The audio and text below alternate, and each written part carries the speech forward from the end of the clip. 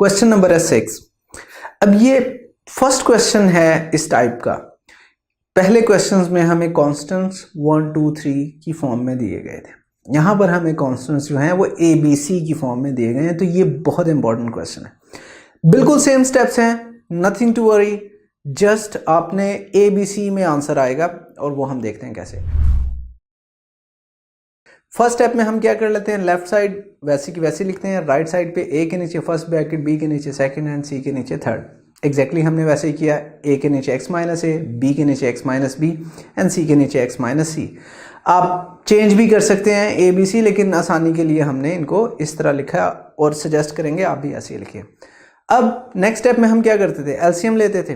बिल्कुल एलसीएम ले लेंगे तो हमारे पास A के साथ क्या मल्टीप्लाई होगा, जो B और C के नीचे ब्रैकेट्स हैं, तो वो क्या है, A into x minus C into x minus B.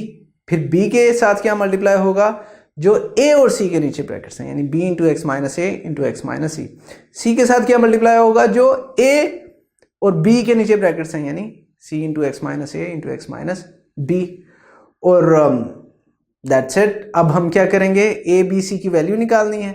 तो हम सबसे पहले x माइनस ए को 0 के इक्वल रखेंगे, यहां से x की वैल्यू निकालेंगे a।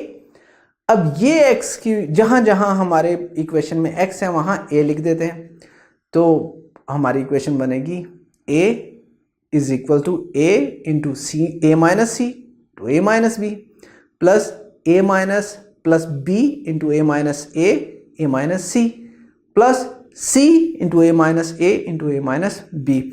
आप यहाँ देख सकते हैं कि a के अलावा b और c दोनों में एक टर्म है जिसमें a माइनस ए है। क्यों? क्योंकि वो 0 हो जाएगा। तो b, a को अभी वैसे लिखते हैं, a into A minus C into A minus B, plus b 0। क्यों 0? a माइनस ए से कैंसिल हो गया, एंड आगे प्लस a माइनस सी। फिर इसी तरह c के साथ 0, क्योंकि a माइनस ए 0 हो गया, a से कैंसिल हो गया 0 हो गया, and then a minus B. तो सिंप्लीफाई क्या हुआ, a is equal to a की terms b 0 and c 0। b into 0 मतलब 0, c इंटू 0 मतलब 0। तो हमारे पास फाइनल इक्वेशन बनी a is equal to small a is equal to capital A into a minus C into a minus B.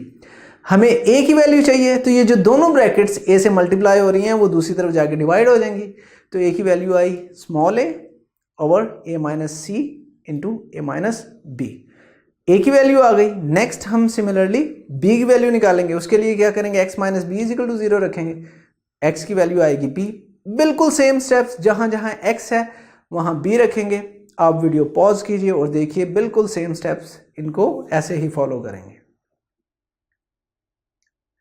यहां से हमने देखा कि b की वैल्यू आ गई, b small b is equal to 0 plus b into B minus A B minus C plus 0। तो b की वैल्यू निकालनी है। b के साथ, कैपिटल B के साथ जो दोनों ब्रैकेट्स हैं वो दूसरी तरफ जाके स्मॉल b से डिवाइड हो जाएंगी।